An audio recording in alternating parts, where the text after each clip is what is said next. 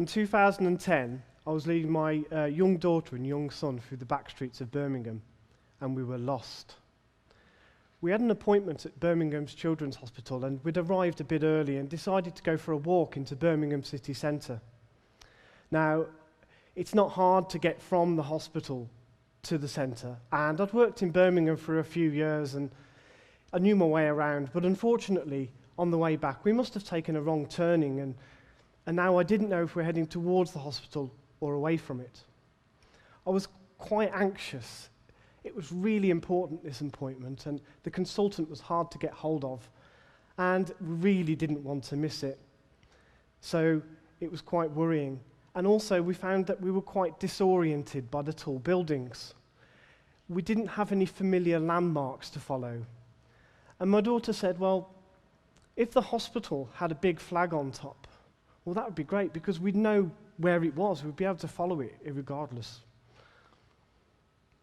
So earlier this year, I created an app called Big Red Arrow. And Big Red Arrow uses mixed reality to show the user instantly the direction and distance to a place. It's quite simple. Using the app, you can mark anywhere. You can mark your car in a car park, your tent at a music festival. You could mark the middle of the ocean if you wanted to. You can mark anywhere on the planet. And one of the problems I had, though, when I was developing it, I was thinking, how am I going to pitch this to the user? How am I going to sell this? How am I going to market it? So what I thought I would do is to look at existing technologies and ideas that have become really successful over the last few decades and try and get a grasp of their story, see how they've gone from an idea to the commercial business they are today, and see what I could learn from this. And a couple of these stories are really quite interesting. In 1957, Alfred Fielding has just created this really unusual product. He's glued two pieces of shower curtain together, trapping some air. And he calls it air cap, but we of course know it as bubble wrap. And Alfred has decided that bubble wrap is going to be the next big thing in wallpaper. Bamboo furniture was all the rage at the time, and what would complement it better than two pieces of shower curtain glued to your wall? Unfortunately, nobody else saw it that way, and it was a failure. So we thought, well, I quite like this idea, so we thought, I'll try something else. And the idea came to him. Of course, it was obvious. Why didn't I think of this before? Greenhouse insulation. Now, it's transparent to a degree, and it probably does keep the heat in, but once again, the idea didn't take off, and nobody bought it. It wasn't until 1960 that Alfred came across the idea of using bubble wrap for packaging. IBM had just released one of their first computers, and computers in those days, they were huge. They would probably nearly fill this room, and they cost hundreds of thousands of pounds. But one of the problems that they had was that they were filled with very delicate glass valves.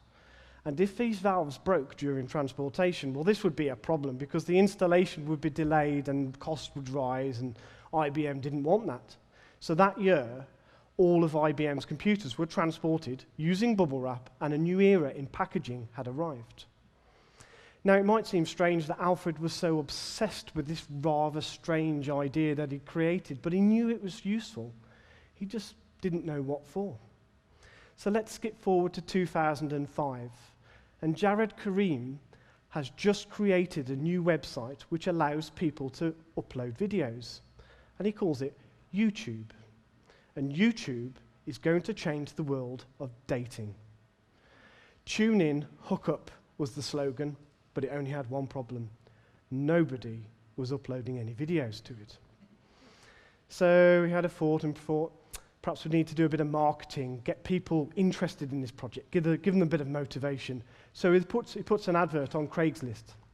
Ladies, upload your video to YouTube, find your perfect partner, and we'll give you $20. Not surprisingly, nobody uploaded their videos to YouTube. So he was stuck with this website that was costing him $100 a month. And he thought, am I doing the right thing? Am I wasting my time and my money? Should I just move on? And he thought he would try something else. And he thought, I'll just open it up. I'll let anybody post any video they want and we'll see what happens. And he did, and they did. People uploaded videos of trains. Plane spotters uploaded videos of planes. People uploaded videos of their pets, and the cat video was born. Parents uploaded videos of their children doing dance routines and on holiday, anything and everything. It was hugely successful.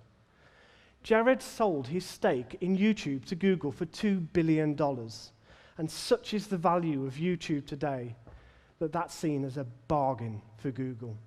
But back in 2005, Jared had much more humble beginnings. And when stuck with an idea that he knew was good, he just didn't know what to do with it. He could only do one thing, and that was something else. So you've got bubble wrap and YouTube, and these are quite similar products. Neither of them is some great engineering marvel like the jet engine or the microprocessor. They're simply bringing existing technologies together, quite literally, in the case of bubble wrap.